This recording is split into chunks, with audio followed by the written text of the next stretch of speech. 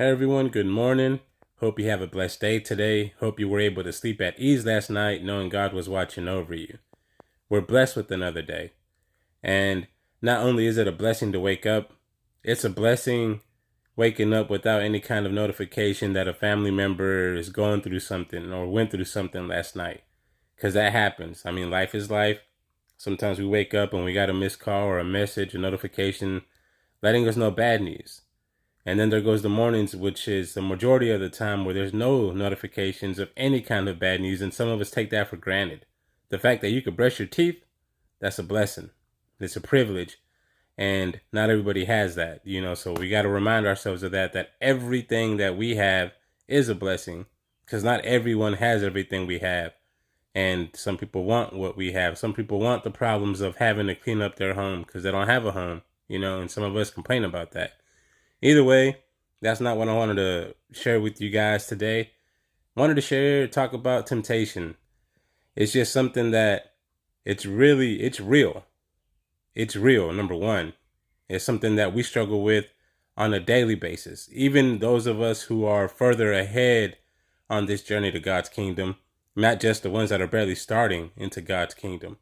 I mean, even the pastors in our church, the church that we attend, they struggle too. No one is perfect. We're all human. Jesus was tempted, so if he was tempted, what makes you think that you're not going to be tempted? And temptation can be anything. It doesn't just have to be drugs or alcohol. It could be a sexual temptation. It could be the temptation to want to rob somebody. I mean, different things, different forms of temptation. The devil knows your mind. The devil knows your weaknesses. Even when you conquer certain temptations, he knows the ones you haven't conquered yet. So he hits you with those.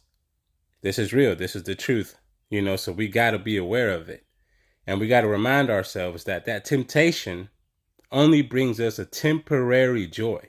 Not a permanent joy, but a temporary joy.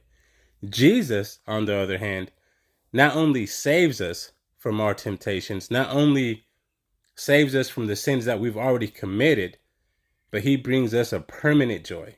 A permanent joy, permanent peace, permanent happiness. Even when we struggle and go through things, we look at the light through that darkness. The light is Jesus. So remind yourselves that temporary temptation is going to interfere with the permanent joy that Jesus brings us. Just keep staying obedient, stay faithful. Those are the two key things that we must do on this journey. Consistency.